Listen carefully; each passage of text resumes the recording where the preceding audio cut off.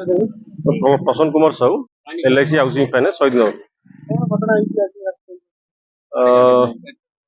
रानीवाला भूया अमरेश भूया और रजिन जेना तीन जन ना LIC housing finance Chandrashekharpur branch रु 60 लाख टंका लोन थिला।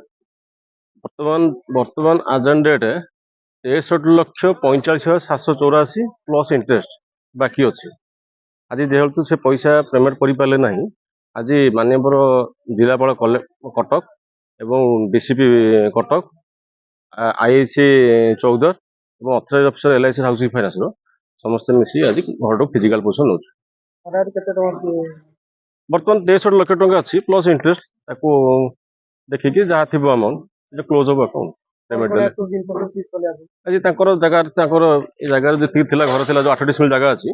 से 8 डिसमिल जगह को आज आम पोजिशन बैंक हाथ को नेलु ना कि